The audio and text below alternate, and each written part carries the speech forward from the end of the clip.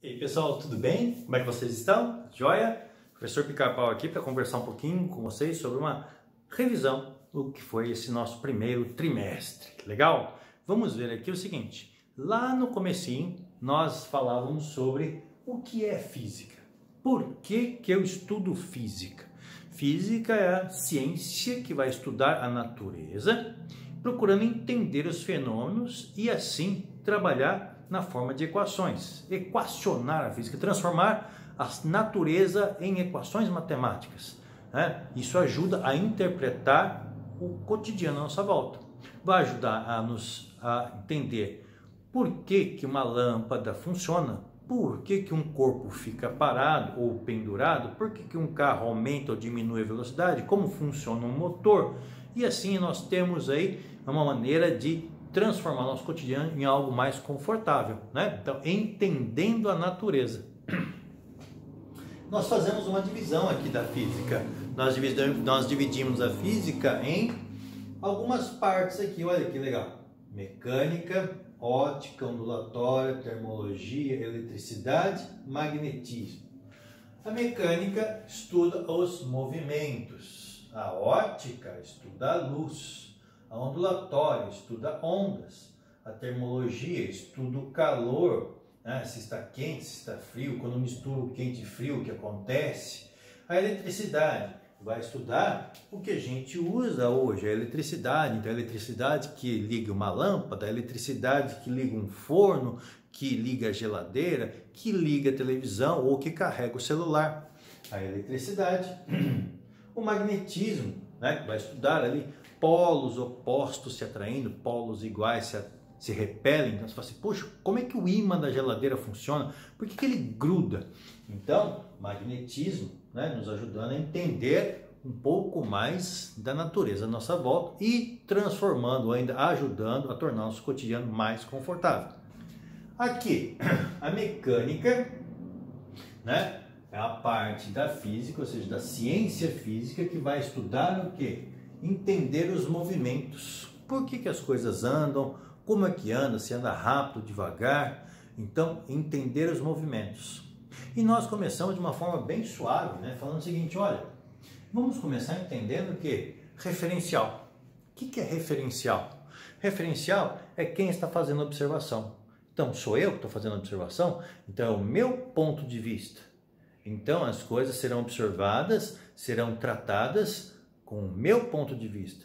Aí então dizer o seguinte, eu sei pelo meu ponto de vista se algo é pequeno ou grande. A Terra é um corpo extenso, pelo meu ponto de vista. Mas uma formiga é um ponto material, pelo meu ponto de vista. Então pequeno ou grande depende de quem está fazendo a observação. Eu posso escolher um referencial para que você analise grande ou pequeno? Posso. Eu posso falar assim, olha, vamos colocar o referencial na Terra. A Terra é o referencial. Então, é como se a Terra tivesse vida e estivesse olhando para tudo que a gente vai analisar. Então, a Terra é o referencial. Se a Terra é o referencial, eu sou pequeno em relação à Terra. Mas o Sol é grande em relação à Terra. Então lá, pequeno ou grande, dependendo do referencial adotado. Tudo bem? Que mais? Depois falando sobre posição. Entender direita ou esquerda, em cima, embaixo, à frente, atrás. Então, o Pica-Pau está na frente da lousa, na frente da sala. À esquerda do aluno 1, mas à direita do aluno 2. Então, esquerdo, direito, em cima, embaixo, à frente, atrás, depende de quem está olhando. Se eu estou olhando diretamente para você e falo direita, eu vou olhar para um lado. Mas quando eu falo direita, você que está olhando para mim, vai olhar para o outro lado. Olha que loucura. Então, dependemos do referencial. Né? Então, em relação a quem? Direita ou esquerda em relação a quem? Não é verdade? Outra coisa. Quando a gente sabe a posição do corpo, fica mais fácil a gente falar se o corpo está parado ou se ele está em movimento. Por quê? Se o corpo estava na direita e caminhou para a esquerda, Então eu sei que houve movimento, porque ele mudou de posição, caminhou. Se ele estava na direita e permaneceu na direita, não mudou de posição, então ele está em repouso. Mas olha que interessante que esses dois aqui também dependem do referencial. Estou andando de carro. Vamos desenhar um carrinho aqui, né? E estou andando de carro. Muito bem, está lá o carrinho, estou sentadinho aqui, dirigindo.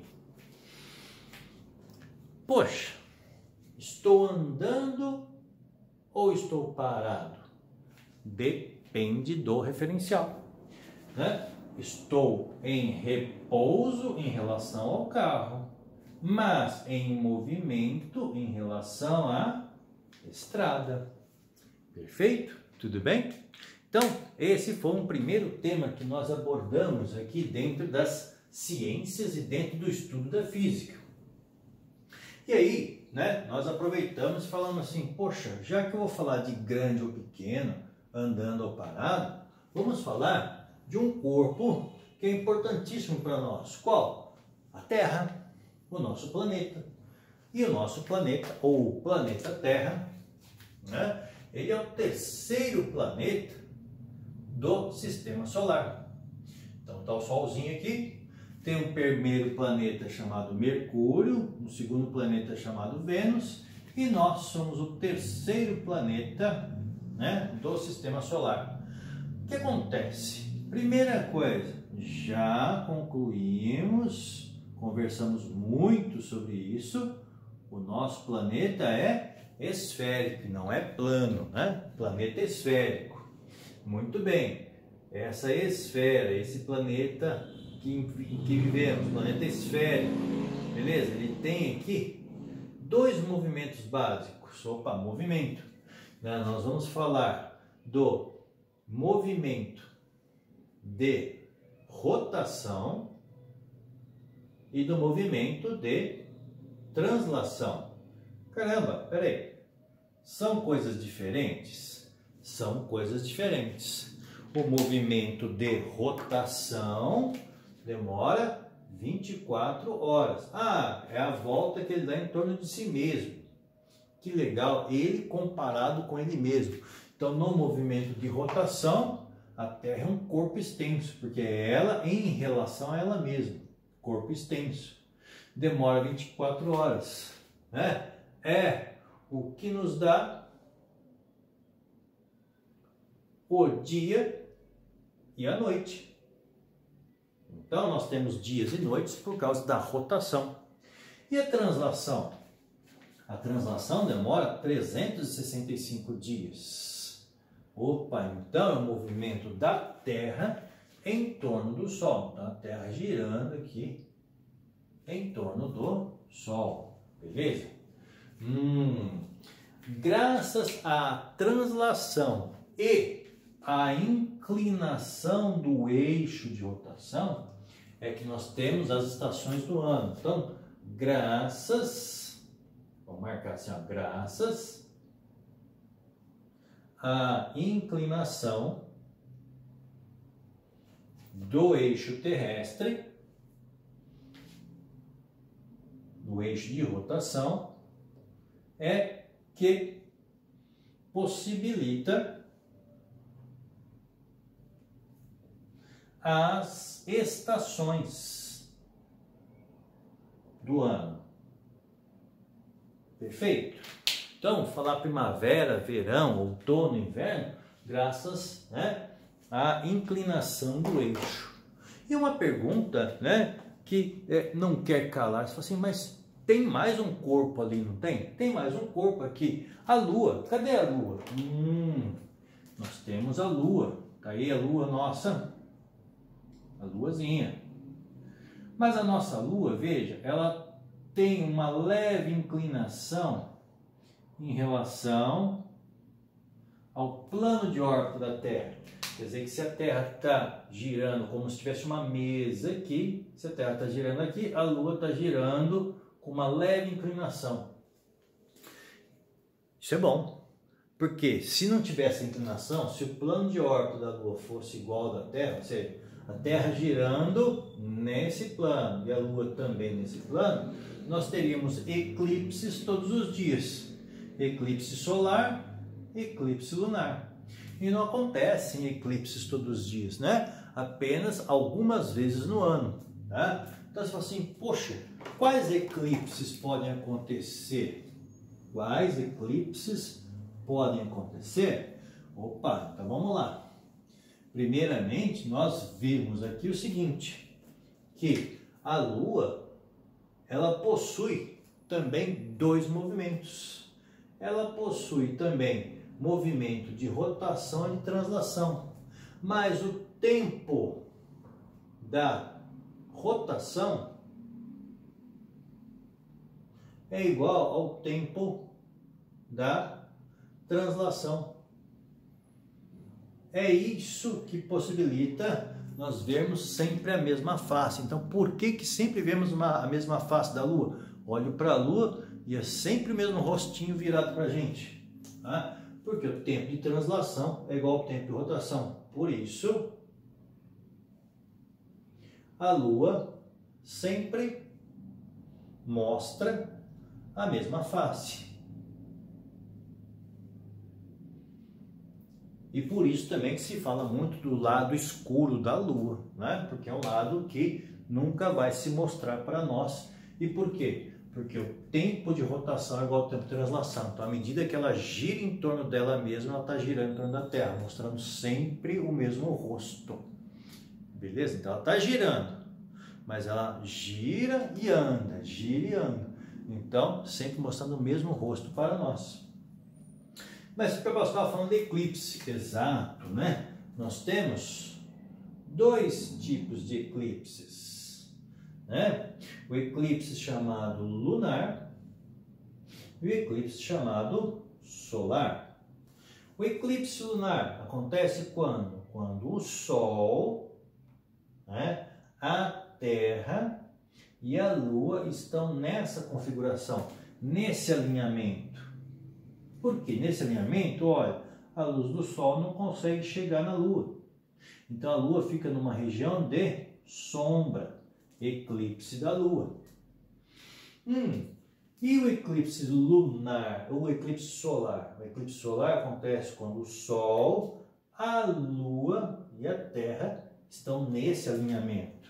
Mas espera aí, o Sol é muito maior que a Lua, ou a Lua é muito menor que a Terra, então o que vai acontecer? Apenas uma pequena região da Terra vai ficar sob efeito do eclipse. Só uma pequena região da Terra vai ter sombra. Por isso que o eclipse solar é muito raro, é visto em apenas alguns lugares por onde a Lua está passando, né? Porque a sombra da Lua é pequena, então sombreando apenas uma pequena região da Terra. Então são os dois tipos de eclipses que nós temos. O eclipse lunar acontece quando? O eclipse lunar acontece na lua cheia. E o eclipse solar acontece quando? Quando a lua está de dia no céu, a lua nova. Qual seria o intervalo de tempo mínimo entre um lunar e um solar? Aconteceu um lunar, então se puder acontecer, né? Se por evento acontecesse um solar, qual que seria o intervalo de tempo? Qual o tempo mínimo para acontecer um lunar e um solar? 15 dias, porque ó, entre uma lua cheia e uma lua nova. Beleza? Agora, fica uma pergunta.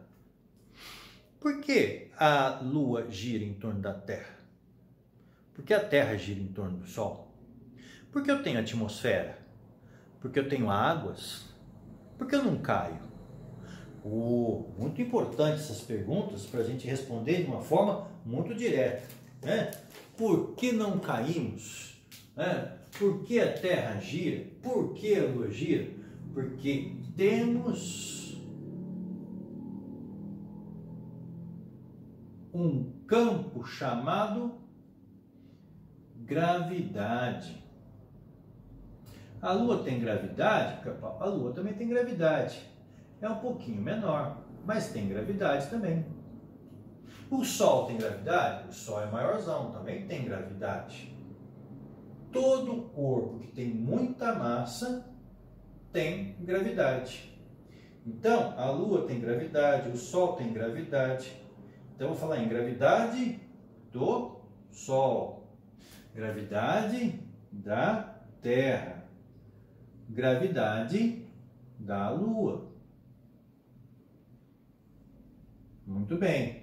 Quanto mais massa, mais gravidade. A Lua tem menos massa, então vai ter menos gravidade. A Terra tem mais massa, vai ter mais gravidade. O Sol tem mais massa, então tem uma gravidade ainda maior. A gravidade é que nos mantém girando. É uma força, é uma atração gravitacional. Então o Sol mantém a Terra girando em torno dele por causa de uma atração gravitacional. A gravidade do Sol mantém a Terra girando. Por que a Terra não cai no Sol? Por que a Lua não cai na Terra? Porque a Terra atrai a Lua da mesma forma que o Sol atrai a Terra, mas não cai porque tem velocidade.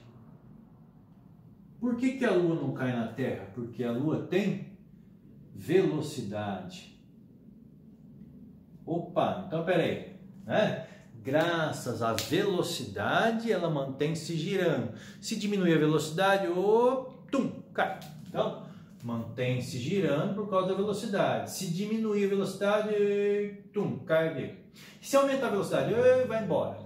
A mesma coisa para a Terra. A Terra mantém-se girando em torno do Sol por causa da velocidade. Se a velocidade diminuir, a Terra cai dentro do Sol. E aí vai queimar tudo. E se a velocidade aumentar? Se a velocidade aumentar, vai embora. E se desaparecesse a gravidade? Ué, se desaparecer a gravidade, a Terra não ficaria girando, iria embora. Aí morreríamos todos, né? Esses tempos atrás, até respondemos a seguinte pergunta: e se a gravidade da Terra desaparecesse? A gente também desapareceria. Porque a gravidade, e aí vamos colocar o planeta para nós olharmos, a gravidade é que mantém, né, nós, as águas, a atmosfera presas à Terra. Por que o nosso ar não vai embora para o vácuo? Por que a água não escorre? Por que eu não caio? Por causa da gravidade. Então, temos aqui a Terra. Opa, tem uma Terra meio ovoide. Mas a gravidade puxa tudo. Então, a nuvenzinha, a gravidade puxa. As águas, a gravidade puxa. A gravidade puxa. A gravidade puxando tudo para o centro. Então, atrai tudo. Atração gravitacional. Então, a atração gravitacional. A gravidade do planeta puxando tudo para o centro. Então, as águas não escorrem, né? A nuvem e a atmosfera não vão embora por causa da atração gravitacional. Falamos também, né, em vários momentos da nossa atmosfera, em regiões mais próximas, né? Em regiões mais próximas eu tenho uma densidade maior. Mas à medida que eu vou me afastando da superfície, né, a atmosfera vai ficando mais rarefeita. Ora, então tem uma primeira camada aqui da atmosfera, né, chamada estenosfera. Estenosfera. Em que, né, você tem a maior concentração de gases.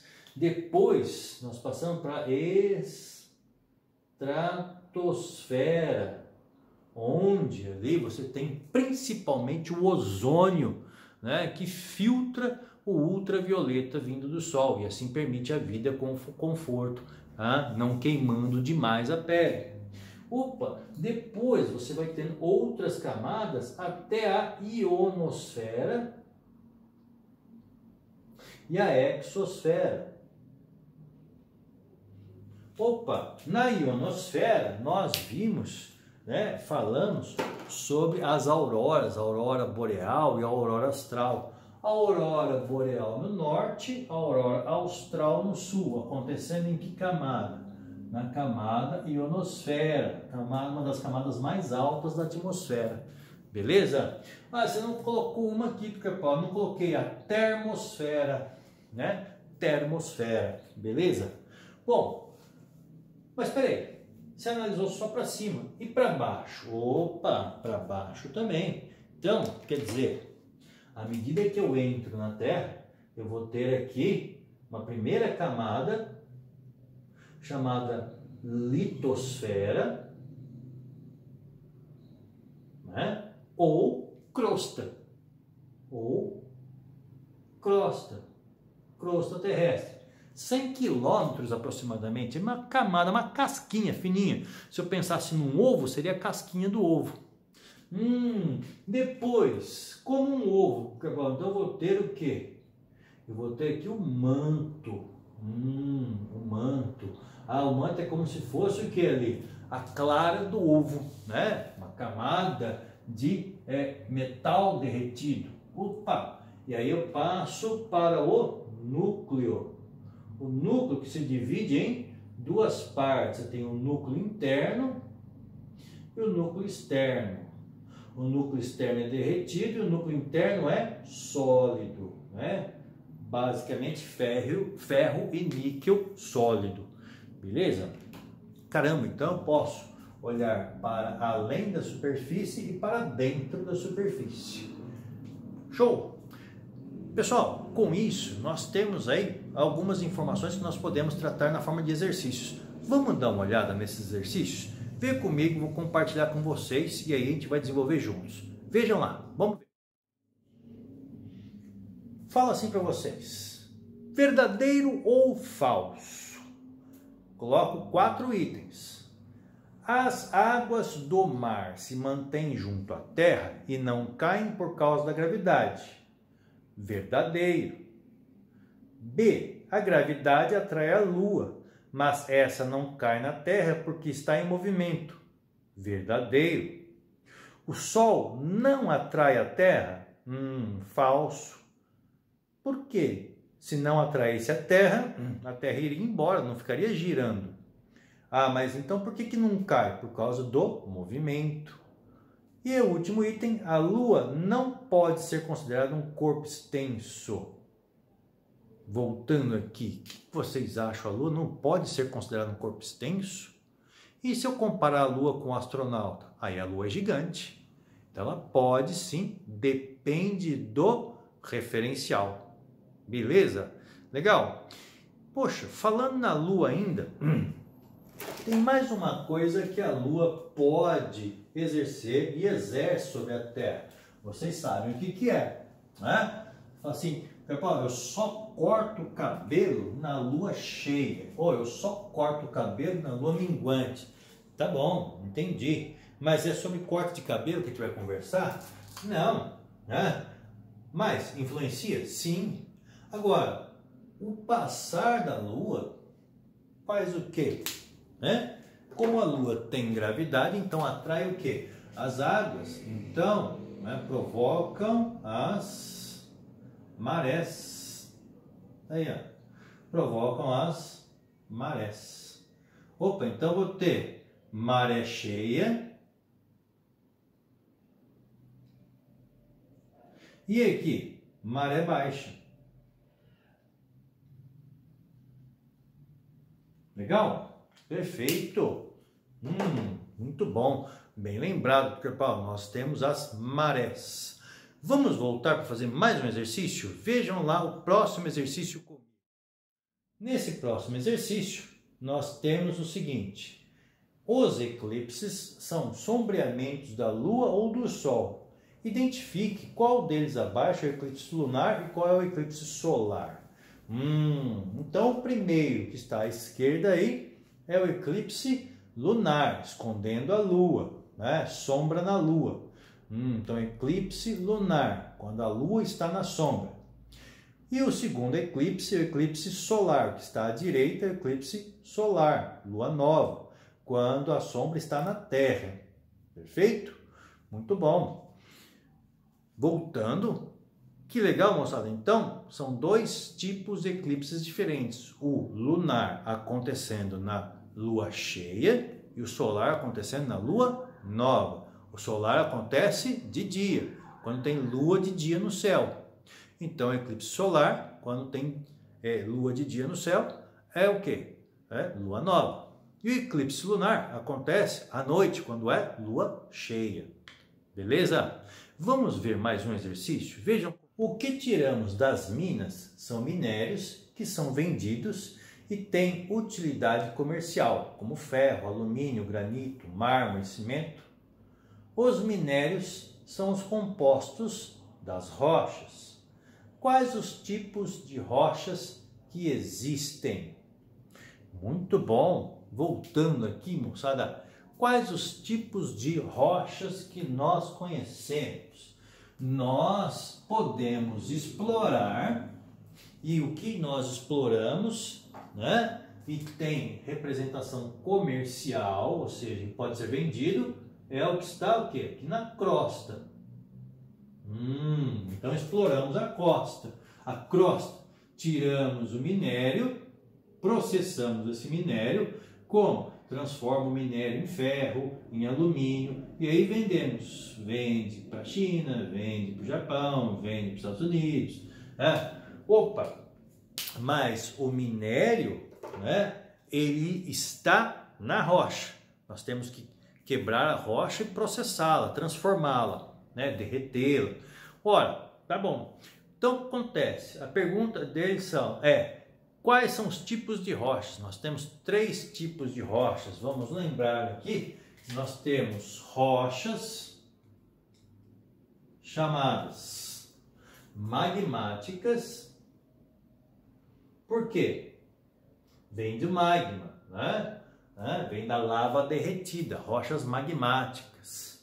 Nós temos rochas sedimentares, né? Formadas através do que? Do sedimento, da deposição do material, né? Esse material vai se compactando, né? E depois de milhares de anos de compactação, vira uma rocha, né? Como é o granito, como é o mármore. E temos rochas chamadas metamórficas. Ou seja, materiais sedimentados que, devido a muito aquecimento, se transformaram, como é o quartzito. Então você fala assim, poxa, nós temos 3 tipos de rochas. Desses 3 tipos nós podemos aproveitar para a comercialização. Então, o material que é retirado das minas de prospecção de minério que são tirados das minas para serem vendidos. Beleza? Vamos dar uma olhada em mais um exercício? Vamos lá. Que região... Vai lá, vamos lá. Aqui, o ar atmosférico tem a espessura de aproximadamente 100 km. Mas quanto mais próximo da superfície do planeta, mais denso. E quanto mais distante da superfície, mais rarefeito. O ozônio é um gás muito importante para a sobrevivência do ser humano e se acumula em regiões acima de 20 km da superfície. Que região da atmosfera é essa e qual a importância do ozônio para a sobrevivência da vida? Muito bem. Para que serve o ozônio? O ozônio, galera, ele filtra o ultravioleta. Então, estamos aqui na Terra. Estou aqui. Poxa, a camada de ozônio está a uma altura de 20 km da superfície, muito alto. Está na estratosfera. Mas o que acontece? O Sol manda muito ultravioleta. Manda muito. Né? É muita energia. Se toda essa energia atingisse a superfície, né, seria prejudicial ao ser humano. Então o ozônio acontece, filtra, deixa passar apenas uma parte do ultravioleta. Então o ozônio serve para filtrar, né, para bloquear, é como um filtro solar, ele bloqueia a passagem de todo o ultravioleta, deixa passar só uma pequena porção.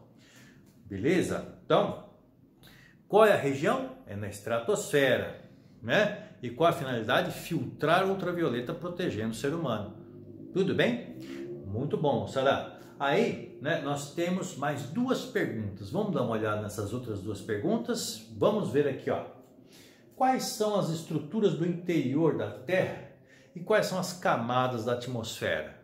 Poxa, que beleza! Nós já respondemos isso, né, fazendo o nosso esqueminha agora há pouco aqui na lousa. Então você fala assim, pô, se eu tenho a Terra, né, da superfície, ou seja, da crosta para cima, então eu vou ter as camadas da atmosfera. A primeira camada aqui, a estenosfera. Depois, a estratosfera. Depois, a termosfera. Depois, a ionosfera, que é onde acontece as auroras boreais, ou nas auroras boreais no norte, auroras austrais no sul. E para dentro, então passando a crosta, eu vou ter aqui crosta também chamada de litosfera. Passando a crosta, eu vou ter uma segunda grande camada aqui, chamada manto. E depois o núcleo, que tem duas partes. O núcleo interno e o núcleo externo. Núcleo externo, que é líquido, e o núcleo interno, que é sólido. Perfeito? Beleza? E assim, moçada, nós aí fazemos uma revisão do nosso conteúdo, beleza? E também já fizemos uma correção da nossa prova. Show? Agradeço aí, espero que tenha sido útil para vocês. Valeu! Tchau, tchau!